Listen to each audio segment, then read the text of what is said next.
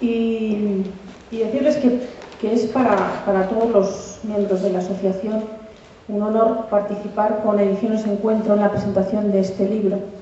En nuestra trayectoria, que ya es de 10 años, hemos llevado a gala siempre que uno de los motivos fundamentales de nuestro trabajo conjunto de profesores de universidades madrileñas y de fuera de los límites de la Comunidad de Madrid, es decir, de universidades españolas, hemos llevado a gala hacer un trabajo sobre el sentido de la razón, la razón como apertura a todos los factores de la realidad, incluso aquellos últimos, que en este libro me parece que se condensan en la palabra Dios, una palabra que la tradición occidental ha usado para denominar el misterio, para denominar el destino.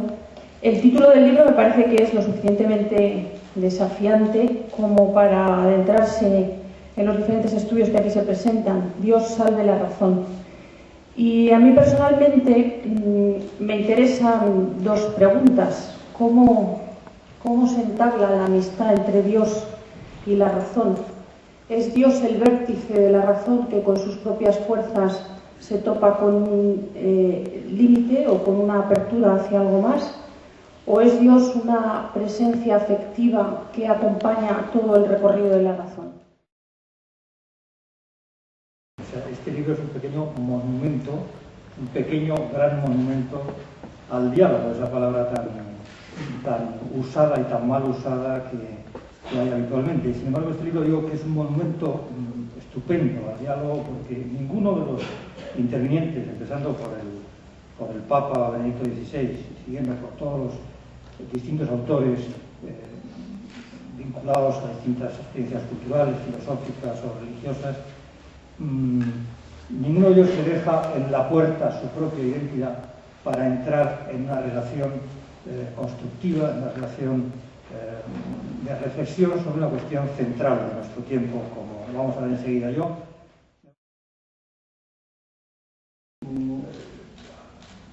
Se me ocurre empezar diciendo lo siguiente, que ante esta cuestión primero teníamos que ponernos de acuerdo en qué entendemos por Dios y por razón. Claro, si damos todo por sobreentendido, entonces podemos creer que nos entendemos que hay diálogo y no hay diálogo. Esto es un cambio de palabras, más o menos eufóricas, interesantes sin duda, pero bien. Entonces, primera tesis, ya digo, pues muy polémica, que ya la he puesto muchas veces en público y ha sido realmente una tormenta de lo que suscita. Primera tesis, que yo defiendo. La distinción tradicional entre la teología natural y la teología normal. Distinción fundamental de Santo Tomás. Una cosa es la teología natural, es decir, una teología que teóricamente pues, procede por los instrumentos de la razón, también damos por entendido que es la razón silogística, vamos a decir, pues estamos hablando de Aristóteles, la razón de Aristóteles, la razón silogística. Es decir, la capacidad de sacar conclusiones de principios. Eso es lo que entendían por ratio los aristotélicos y Kant, el propio Kant. Y la crítica de la pura razón significa esto, la razón es el silogizar sin vacío. Y precisamente estos silogismos en vacío, como todo el mundo recuerda, la crítica de la pura, pues según que sean categóricos, hipotéticos o disyuntivos, se agregan de ese puro razonar puro, se agregan la idea de mundo, de alma y de Dios, respectivamente.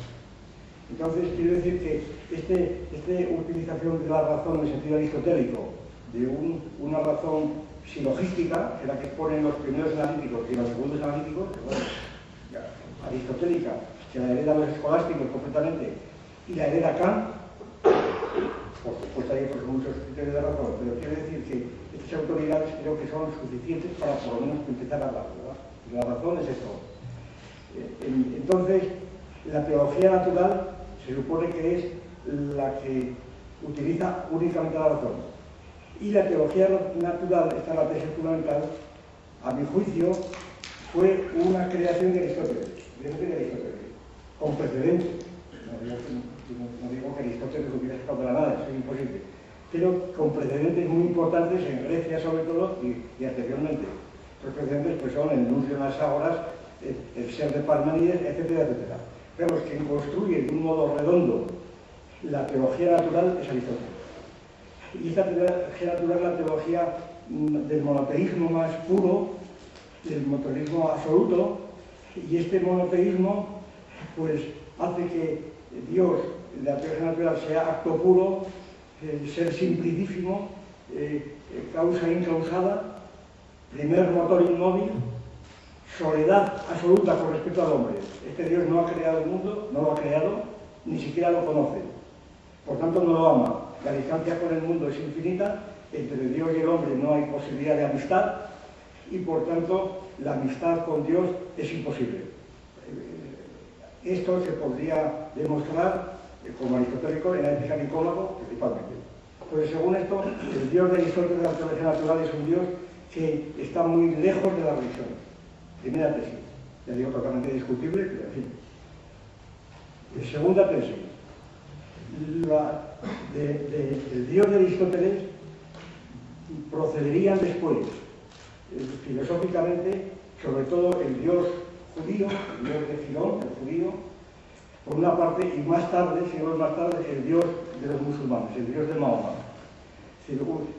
Dioses, sobre todo el de Mahoma, que son totalmente aristotélicos, en el sentido la religión de Mahoma es más filosófica, digamos, que cualquier otra. Mahoma, a fin de cuentas, pues creó su doctrina en contacto con unas sectas nestorianas que habían sido expulsadas de Atenas por Justiniano, etc. Y entonces el Dios de Mahoma, el Alá, es el Dios monoteísta puro. ¿Qué ocurre entonces con el Dios cristiano, del que estamos hablando? Pues el Dios cristiano es el que crea una teología revelada, muy particular, una teología revelada, que entre sus dogmas fundamentales, pues figura, como todos sabemos, figura el dogma de la encarnación, que es el dogma fundamental del cristianismo. Y el dogma de la encarnación no tiene sentido sin el dogma de la Trinidad, porque es la segunda persona la que se une hipostáticamente con Jesús, el Hijo de María, etc. Se viene con la criatura. Entonces, estos dos dogmas son la esencia del cristianismo, claro está, la esencia de la dogmática cristiana. Estos dogmas son blasfemia para los judíos y para los musulmanes. Siempre recordamos que consideraban el dogma de la Trinidad como un caso de politeísmo y consideraban el dogma de la encarnación de Cristo como una blasfemia. Obviamente es inadmisible que un hombre sea llamado Dios. Entonces la teología dogmática cristiana es considerada por estas religiones y sobre todo por la Ilustración después como el conjunto precisamente de lo irracional, como precisamente el acúmulo dentro de la religión cristiana de los dogmas o de los mitos más irracionales, ¿verdad? Que pueda haber. A mi juicio, es precisamente aquí, es precisamente en estos dogmas llamados revelados, en donde está la mayor racionalidad del cristianismo. Precisamente en estos dogmas revelados. Es donde está la racionalidad y, por tanto, en la Iglesia que los mantiene.